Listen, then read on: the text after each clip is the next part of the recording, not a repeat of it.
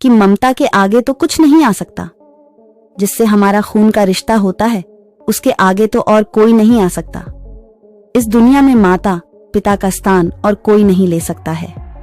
ये कहानी खून का रिश्ता भी उसी के बारे में है। एक 7 साल के बच्चे की मां की एक गंभीर बीमारी के कारण मौत हो जाती है। कुछ समय से बाद उस बच्चे के पिता अपने बच्चे को मां का प्यार मिले ये सोचकर एक दूसरी शादी कर लेते हैं। एक दिन पिता मन ही मन सोच रहे होते हैं कि क्या मेरा बच्चा अपनी नई मां से साथ खुश तो है ना? क्या मेरे बेटे को उसकी पुरानी मां याद तो नहीं आती ना? मेरे बच्चे को नई मां और पुरानी मां में क्या फर्क लगता होगा? वो अपने बच्चे को अपने पास बुलाते हैं। पिता अपने बेटे से पूछते हैं कि तुझे तेरी नई मां और पुरानी मां में क्या फर्क लगता है? बच्चा अपने पिता को बहुत ही धीमी आवाज में कहता है कि मेरी पुरानी मां झूठी थी और ये नई मां सच बोलती है।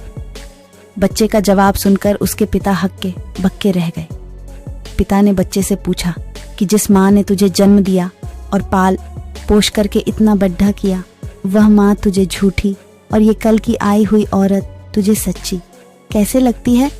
बच्चा बोला, मेरी पुरानी मां मुझे हमेशा कहती थी कि अगर तू मस्ती करेगा तो मैं तुझे खाना नहीं दूंगी। मैं फिर भी खूब मस्ती करता था। इसके बावजूद भी वो मुझे पूरे गांव से ढूंढ कर लाती थी और मुझे अपने हाथों से खाना खिलाती थी। मेरी नई माँ भी यही कहती है कि अगर तू मस्ती करेगा तो मैं तुझे खाना नहीं दूंगी और आज मैं सच में पूरे दिन से भूखा हूँ। अपने छोटे से बच्चे की बात सुनकर पिता के आंख में आंसू आ गए। इसके बाद से पिता खुद ही अपने बेटे की देखभाल करने लगे। माँ जैसी बहुत मिल जाएगी, लेकिन जो असली माँ है उसके जैसे कोई और हो ही नहीं सकता। इसलिए ही हमेशा यही प्रार्थना कीजिए कि भगवान हमारे माता पिता को हमेशा खुश और स्वस्थ रखे। मंदिर में जाकर भगवान को पूजने से पहले अपने माता पिता को जरूर पूजे।